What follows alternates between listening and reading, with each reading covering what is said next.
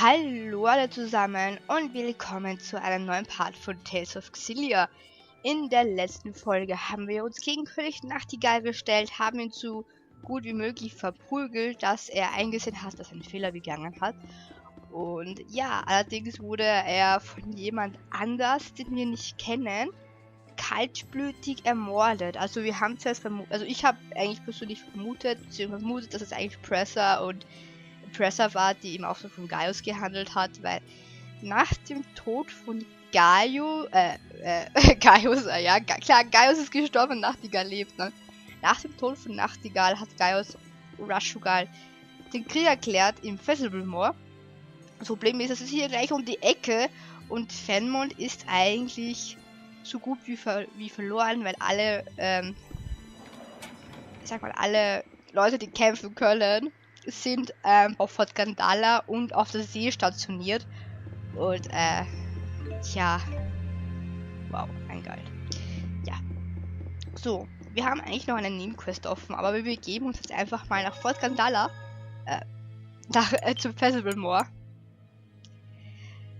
Und ja, denn wir müssen eigentlich noch ein Harmonikagras finden für eine Nebenquest, aber das finden wir nur im Ackland-Sumpf. Und da gehen wir jetzt auch hin. So, wie groß ist denn das Gebiet? Ich nehme mal an, dass es recht lang ist. Wir sind jetzt auch Stufe 39. Also recht hoch. Die Geschichte der Menschen, okay? I understand that humans haven't engaged in large-scale warfare since the Battle of Fezebel 20 years ago. For someone who doesn't meddle in human business, you sure seem to know a lot about our history. I read a book about recent human history while I was convalescing in Lorand. You read it in a book? Guess Jyde's not the only honor student. The book confirmed my theory. Humans haven't changed one bit since ancient times. And I suppose your impression of ancient times also comes from a book. Did you say something? Oh, I just said that as long as humans never change, we mercenaries will never go hungry. Voll gelogen. So, mach mal ein Crossover.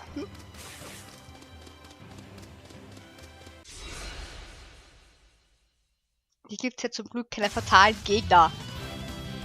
So, welches Level haben die denn? 36, Aua. Feuer. Au.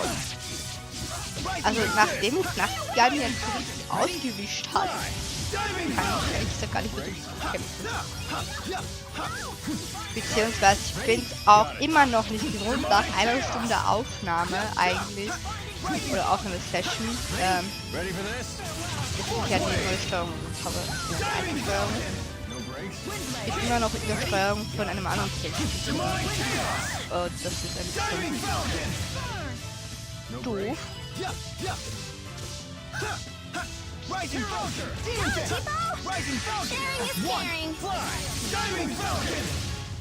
Man, are we good or what?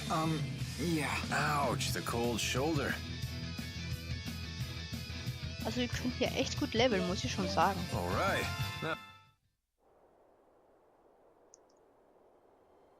So. Aber ich sage mal, wir haben eigentlich relativ gut genug gelevelt. Wir werden uns hier einfach mal ein bisschen umgucken, sage ich mal. Und einfach mal auf den Weg ins Fezebel-Moor zu machen. Damit wir die Lanze von Kresnik eigentlich zerstören können, weil Gilland, der Getreue von Nachtigall, hat ja irgendwie herausgefunden, dass Gaius ihm vorhat, sozusagen ein Hinterhalt plant und hat jetzt eigentlich, sag ich mal so, vor, die Lanze von Kresnik eigentlich gegen Gaius einzusetzen. So, ob wir hier irgendwo mal ein Harmonikagras finden? Nee. I'm all puffy and wet. I hate being puffy and wet. T-Bow's swelling from all the moisture. Riesenkristalle haben wir recht viele. Der unentschiedene, unentscheidungsfreudige Typ. Many of the provisions we packed are nearing their expiration date. You sure do sweat the little things. I'm surprised you could handle being a tactician. It is a tactician's duty to consider and prepare for every possible complication. Momentary oversights bring enduring wounds. But isn't it also true that a moment's hesitation can lead to a lifetime of regret? It is, which is why a leader must make snap decisions without hesitation. Then I shall make the call. We will continue to eat the provisions until 2 months past the expiration date. Yes, ma'am. You must love that about her. The fact that she can cut through all your worries in an instant. Are we talking about the way I feel about her or the way you do? Was? Nein. Jyde steht nicht auf Mila. Nee, nee. Bin ich nicht okay? Nee, nee. Geh mal in das Loch rein. Whenever I enter a place like this, I can't help but imagine someone blocking off the other end. Was laberst du? Da ist ein Sack. Harmonikagras? Nein. Ich will nur bloß Harmonikagras. Harmonikagras. Zurück zu Prin. Ah, geh weg! With this harmonica grass, Prin can heal the Sylph Jay. Yeah, let's hurry back to Fenmont. Gut, dann gehen wir ganz geschwind nach Fenmont. Geben das ab und dann kümmern wir uns um die Hauptquest. Ach Gott, die Bilder. Wunderschön.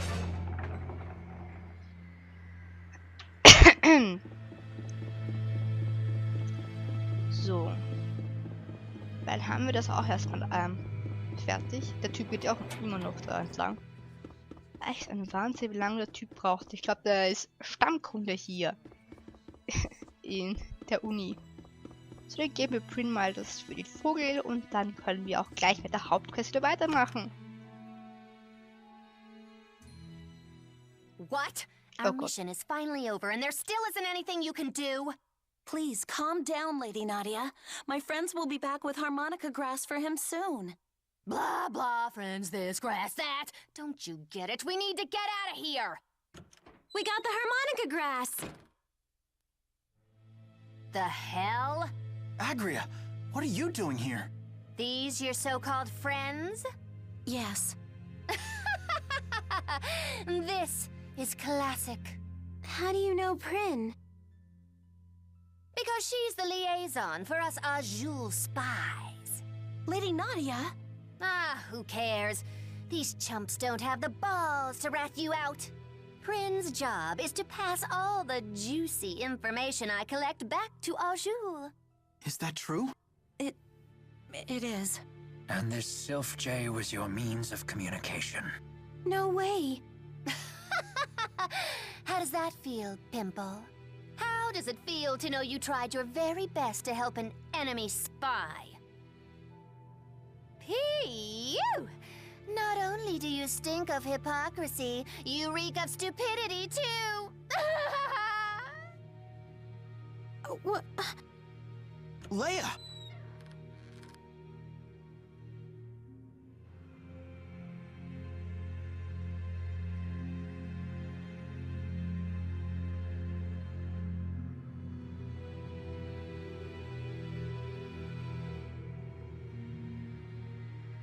I'd stay back if I were you.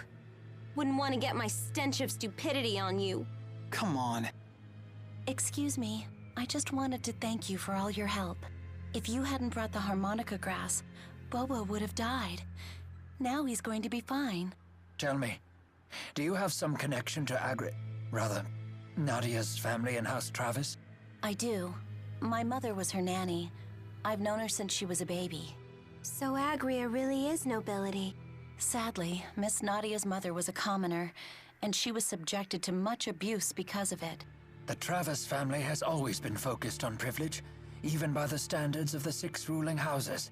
Eventually, Nadia's mother, the only support Nadia had, became estranged from the Travis family leaders. She died shortly after, and Nadia was convinced they had conspired to kill her. Is that why she became a spy for Azul? It's no excuse for selling out her country, but... who could blame her at that point? I suppose what Rashagal was doing would be unacceptable in any country. Prin, is Bobo the name of that Sylph Jay? Yes, Miss Nadia named him herself.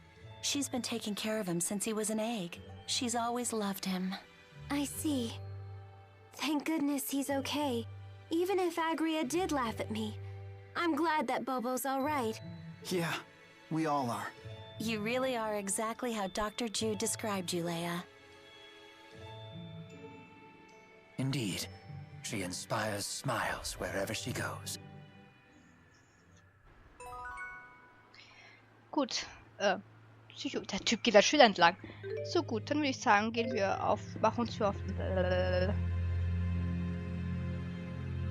machen wir uns auf den Weg zum Fezebel-Moor, so. Also weit wir können, dass wir den Sumpf durchqueren, damit wir dann im nächsten Part die Lanze von Quest nicht zerstören können, sage ich mal. Weil ich nehme mal an, dass wir in diesem Krieg nicht wirklich viel machen können, weil wir sind ja eigentlich relativ normale Bürgerliche, außer Maxwell, dass sie was machen kann, aber ich sag mal, ohne ihre großen Geister wird sie auch nicht wirklich viel reißen können, sage ich einfach mal. In dem Sinne wird es wahrscheinlich so hinauslaufen, weil das Rashagal einfach fallen wird. Weil erstens haben sie keinen König mehr und zweitens, wenn hier die Lanze von Kresnik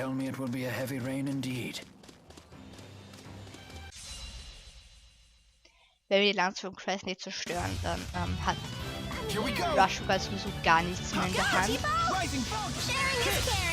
Also von dem her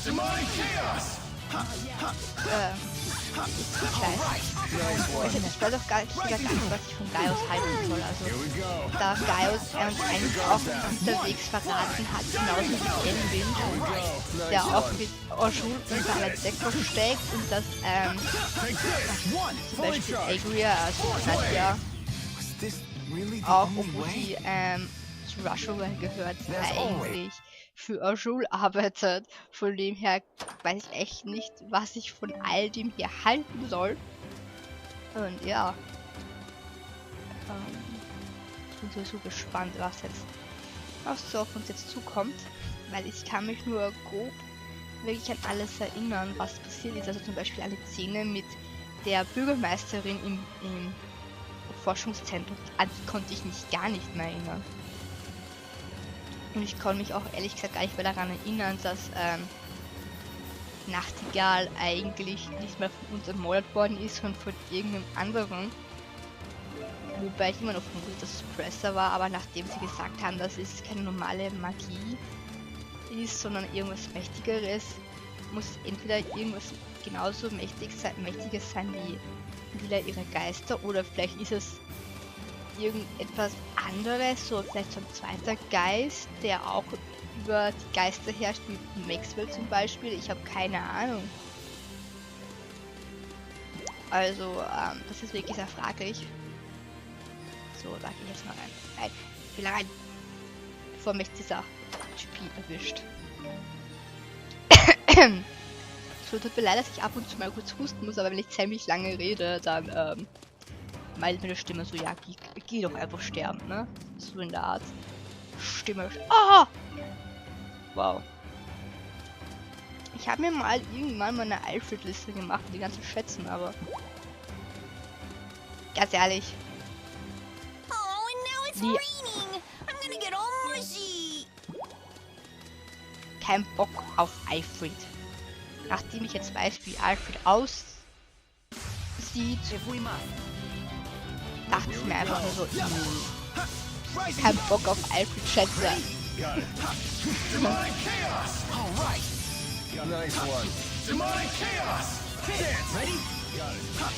Weiß ich überhaupt nicht, dasselbe Alfred ist der hier auch macht, keine Ahnung. Aber warum sollte ich den Charakter nach demselben gleich nennen, wenn er überall anders aussieht? Naja, das ist das gleiche wie bei Final Fantasy und Fingerbesitz. Das ist einfach so, du hast 15 Final Fantasy Spiele. Gibt es 14 schon? Keine Ahnung, weiß ich nicht. Also habe ich nicht gezählt. Aber jedenfalls kostet jeden Teil einen Sinn.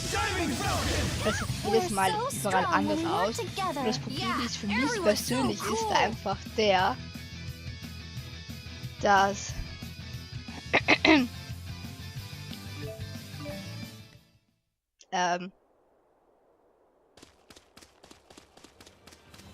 du hast einfach 15 verschiedene Final Fantasy Spiele und überall sieht anders aus. Zum Beispiel Final 15 ist Sid ein alter Knacker, ja. Und da gibt es dann auch schon seine Enkelin, die das Ganze schmeißt. Das ist die Sydney. Ja, in Final Fantasy 7 hast du den Sid, der ist blond, ist so ein Bruchpilot, sage ich mal, in dem Sinne. Und ja. Und für mich ist dieser Sid aus 7 der bekannteste Sid, weil der kommt auch in Kingdom Hearts vor. Und deswegen war ich, glaube ich, als ich irgendwann mal ein anderes Final Fantasy gespielt habe, so richtig geschockt und dachte mir, das ist nicht Sid. Wieso heißt das Sid? Das ist nicht Sid. Das kann nicht Sid sein. Und ja, das war für mich der größte Schock meines Lebens. Und dann habe ich erfahren, dass es in jedem Final Fantasy einen anderen Sid gibt. Und das war für mich sehr das war für mich eine Tragödie. So. Gut. Machen wir uns hier nochmal kurz auf den Weg. We're at war? Yes. And with tens of thousands of soldiers on either side, it looks to be a massive one. Und einfach so Krieg, ja. Beste Antwort von mir, ja. Der Krieg entsteht einfach sehr schnell, das ist das Traurige an dem Ganze. Geh weg, Frosch, ich mag keiner. Schwarze Federn, yeah, ich brauche nur, weiß ich nicht wie viele Federn, ich brauche ziemlich viele Federn noch. Also ich werde dann wahrscheinlich irgendwann mal ausgeführt Federn farmen müssen. Federn farmen gehen müssen. Ich renne jetzt einfach kreuz und quer, es ist mir jetzt eigentlich relativ egal. Kristalle habe ich auch recht viele. So, jetzt wieder zurück. So. Denn wir möchten ja eigentlich zum Fezebel-Moor.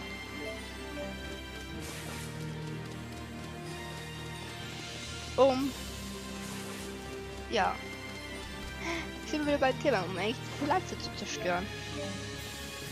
Weil wir können sowieso nichts. Wir können uns sowieso nichts ausrichten, also von dem her.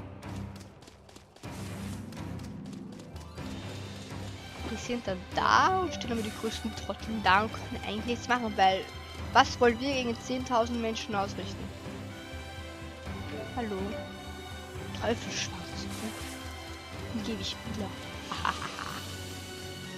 So. Dann laufe ich noch in die Ecke, weil vermutlich da hinten noch was gehen könnte. Geld zum Beispiel und ein Loch, wo Jyde hineinkriechen kann. Mit einer Kiste. 4000, das ist schön. Können wir uns tatsächlich im nächsten Part schon ins Fezebel-Moor gehen. Habe ich noch irgendwas essen im Magen? Ja, irgendwas essen im Magen. Ein Stück habe ich tatsächlich noch. Ich will das nicht tatsächlich mit dir verschwinden.